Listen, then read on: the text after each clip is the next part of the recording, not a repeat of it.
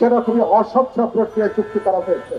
আমাদের স্বার্থকে বিসর্জন দিয়ে এমন চুক্তি, বাংলাদেশ যদি আদানির কাছ থেকে বিদ্যুৎ নাও কেনে, তারপরেও আমাদেরকে সেখানে ভাড়া দিয়ে যেতে হবে, আমাদেরকে সেখানে টাকা দিয়ে যেতে হবে, এবং বছরের পর বছর এই টাকা আমাদেরকে দিয়ে যেতে হবে।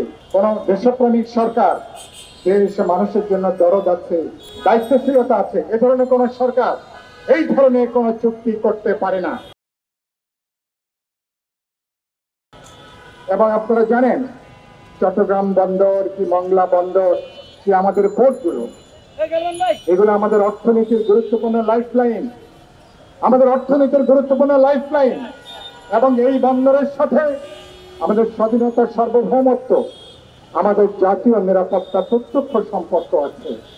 সুতরাং যখন আপনি কোন চুক্তি করছেন, এই চুক্তি আগে আপনি জনগণের কাছে চুক্তির খসড়া প্রকাশ করবেন। এখন পার্লামেন্ট নাই, দরকার হলে ওয়েবসাইটে দেবেন, আলাপ আলোচনা করবেন, মতামত নেবেন, তারপর মানুষের যদি মতামত পাওয়া যায় তখন এই চুক্তি স্বাক্ষরের ব্যাপারটা বিবেচনা করা যেতে পারে। কিন্তু এই সরকারে এ ধরনের নীতি নির্ধারণী কোন বিষয়ে কোন চুক্তি স্বাক্ষরে কোন উদ্যোগ নেওয়ার কোন সুযোগ নাই। আপনারা জানেন, আমরা আমাদের যে জাতির বয়স 53-54 বছর, আমরা যদি আমাদের একটা বন্দরকে রক্ষা করতে না পারি, একটা বন্দর ব্যবস্থাপনা তৈরি করতে না পারি, জাতীয় সক্ষমতা যদি আমরা গড়ে তুলতে না পারি, তাহলে 53-54 বছরের আমাদের অর্জনের জায়গাটা কি? বাস্তবে এরা বিদেশিদের কাছে দীর্ঘমেয়াদে আমাদের বন্দর, আমাদের জাতীয় অর্থনীতিকে তুলে দেবার পায়তারার অংশ হিসাবে আমরা দেখছি এই ধরনের একের পর এক চুক্তি করা হচ্ছে। আদানির চুক্তির কথা আপনারা জানেন, ভারতের আদানির সাথে যে চুক্তি করা হয়েছে সেটা খুবই অস্বচ্ছ প্রক্রিয়ায় চুক্তি করা হয়েছে। আমাদের স্বার্থকে বিসর্জন দিয়ে এমন চুক্তি, বাংলাদেশ যদি আদানির কাছ থেকে বিদ্যুৎ নাও কেনে, তারপরেও আমাদেরকে সেখানে ভাড়া দিয়ে যেতে হবে, আমাদেরকে সেখানে টাকা দিয়ে যেতে হবে, এবং বছরের পর বছর এই টাকা আমাদেরকে দিয়ে যেতে হবে। কোন দেশপ্রেমিক সরকার, দেশ মানুষের জন্য দরদ আছে, দায়িত্বশীলতা আছে, এ ধরনের কোন সরকার এই ধরনের কোন চুক্তি করতে পারে না। আদানির যে চুক্তি, ইতিমধ্যে এটা আমাদের মানুষের গলার ফাঁস হয়ে দেখা দিয়েছে। এ ধরনের অনেকগুলো চুক্তি অতীতে সরকার করেছে। আওয়ামী লীগ সরকার যে কায়দায় চুক্তি করেছে, তাদের তৈরি করা সংসদে কোনো আলোচনা করেনি, মন্ত্রী পরিষদে আলোচনা করেনি, জনসমক্ষে কোনো আলোচনা হয়নি। একের পর এক সেই চুক্তি স্বাক্ষর করে জনগণের উপর তা চাপিয়ে দিয়েছে। আপনারা সবাই নিশ্চয়ই একমত হবেন, এই চুক্তি স্বাক্ষরের পেছনে কমিশন বাণিজ্য কাজ করেছে।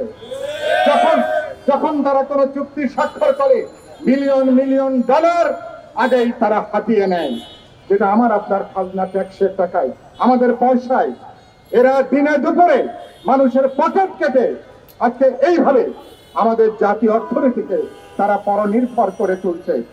এবং এদের এই সুদ আসল আমাদেরকে দশকের পর দশক আমরা না জেনেই আমাদেরকে বহন করে যেতে হবে।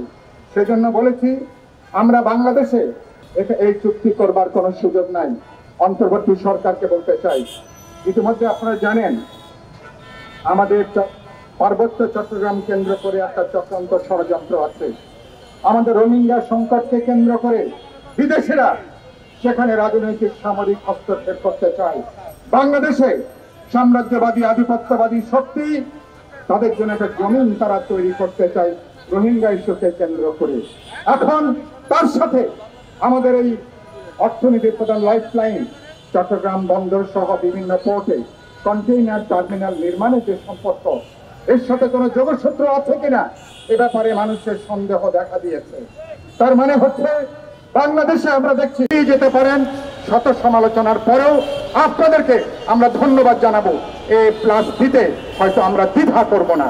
সেজন্য সরকারকে বলতে চাই, মেহেরবানি করে এই পথে হাঁটেন। নির্বাচন কমিশন তারা আজকে প্রতীক নিয়ে তারা যে তৎপরতা হয়েছে, আমরা মনে করি নিবন্ধিত দলগুলো নিজস্ব মার্কাতে নির্বাচন করা উচিত, কোনো সন্দেহ নাই। কিন্তু একই সাথে আগামী ফেব্রুয়ারি নির্বাচনে কোনো দল যদি চায় অন্য প্রতীকে নির্বাচন করার যে সুযোগটা, সেই সুযোগটাকে রাখা উচিত। কারণ দলগুলোকে আপনি সময় না দিয়ে, চাপিয়ে দিয়ে আপনি এ ধরনের কাউকে চাপে ফেলা, কাউকে বাড়তি সুবিধা দেবার এটা কোনোভাবে নির্বাচন কমিশন বা সরকারের কাজ হতে পারে না। বিপ্লবী ওয়ার্কার্স পার্টি আমরা 2008-এ যেমন আমরা কোদাল মার্কানে নির্বাচন করেছি, 2018-তে অনেকগুলো দল বিপ্লবী ওয়ার্কার্স পার্টি কোদাল মার্কা নিয়ে নির্বাচন করেছেন। changetv.press এক ফোঁটা হলুদ নেই।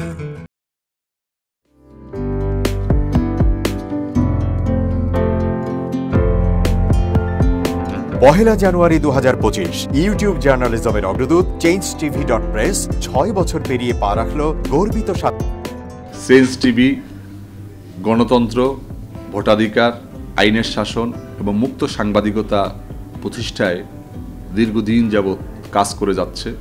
বাংলাদেশের মানুষের জনমত গঠনে এবং একটি সুন্দর বাংলাদেশ বিনির্মাণের লক্ষ্যে তথ্য এবং বস্তুনিষ্ঠ সংবাদ পরিবেশন করে গোটা জাতিকে তাক লাগিয়ে দিয়েছে।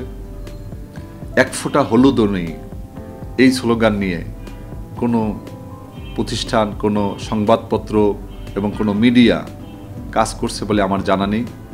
এবং বস্তুনিষ্ঠ সংবাদই যাদের প্রেরণা, যাদের একদল বস্তুনিষ্ঠ সংবাদকর্মী নিরলসভাবে একটা সুন্দর বাংলাদেশ গড়ার জন্য ক্ষুধা, দারিদ্র্যমুক্ত, শোষণমুক্ত, ইনসাফ ভিত্তিক একটা কল্যাণ রাষ্ট্র প্রতিষ্ঠার জন্য নিরলসভাবে কাজ করে যাচ্ছে, তার নাম হচ্ছে চেঞ্জ টিভি।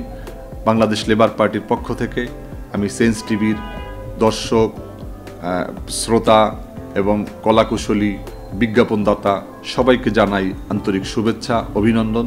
6টি বছর খুব বেশি নয়, 6টি মাস বা বছর একটা শিশু বয়স থাকে। এই শিশু বয়সে চেঞ্জ টিভি যা অর্জন করেছে তা কৈশোরে গিয়ে হয়তো আরও অনেক অনেক বড় আকারে ধারণ করবে। আমি বিশ্বাস করি যে বাংলাদেশের চেঞ্জ টিভি শুধু অনলাইন ভিত্তিক নয়, এটাকে আমরা স্যাটেলাইট হিসাবে দেখতে চাই। বাংলাদেশের মানুষ এই চেঞ্জ টিভির মাধ্যমে আরেকটি স্বপ্নকে তারা বাস্তবায়নের দিকে এগিয়ে যাবে। changetv.press এক ফোঁটা হলুদ নেই।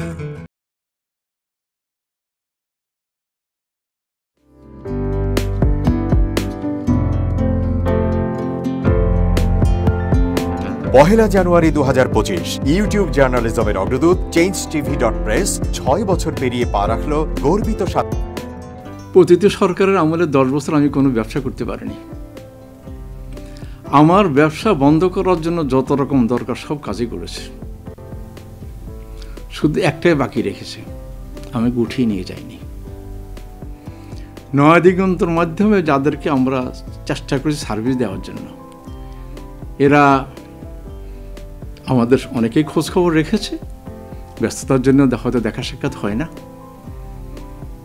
কিন্তু আমি একজনকেই পেয়েছি।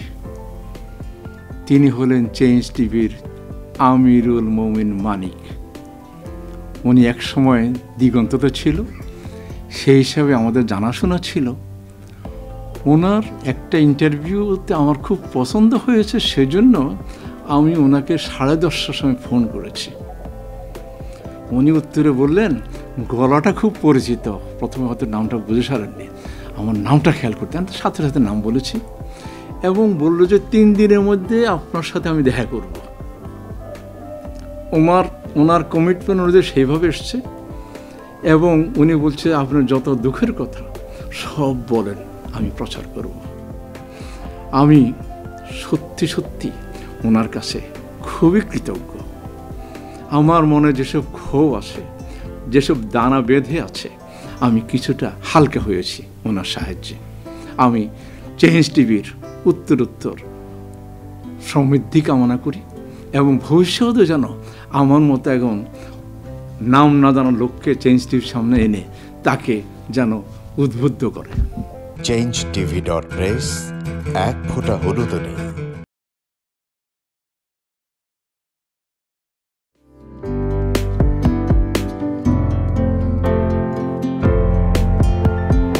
পহেলা জানুয়ারি 2025 ইউটিউব জার্নালিজমের অগ্রদূত changetv.press 6 বছর পেরিয়ে পা রাখল গর্বিত চেঞ্জ টিভির 6 বছর পূর্তি উপলক্ষে আমি আন্তরিক ধন্যবাদ জানাচ্ছি। এই চ্যানেলটি সত্যিকার অর্থে মানুষের অন্তর এবং মন নিয়ে কাজ করে, জনগণ নিয়ে কাজ করে, জনগণ থেকে জানতে চায় এবং সেই জানতে চাওয়া বিষয়টি সর্বমহলে পৌঁছে দেয়। সুতরাং আমি দেখেছি চেঞ্জ টিভির অনেকগুলো অনুষ্ঠান, সবগুলো আমাদের নিজেদেরগুলি সহ তারা চমৎকারভাবে উপস্থাপন করেন এবং তাদের একটা বড় ধরনের তাদের দর্শক রয়েছে। সকলকে শুভেচ্ছা জানাচ্ছি চেঞ্জ টিভির সাথে থাকবার জন্য, এবং ভবিষ্যতেও চেঞ্জ টিভি আমরা যা বলতে চাই, আমরা যা করতে চাই, সেই বিষয়গুলো নিয়ে আমাদের সাথে থাকবে এবং রাষ্ট্রের সাথে থাকবে, জনগণের সাথে থাকবে। এমনি একটি পরিবর্তনের মধ্য দিয়ে, স্বপ্নের মধ্য দিয়ে চেঞ্জ টিভি এগিয়ে যাক, সেটাই আশা করছি আজকে তাদের 6 বছর পূর্তিতে। ধন্যবাদ সকলকে। changetv.press, এক ফোঁটা হলুদ নেই।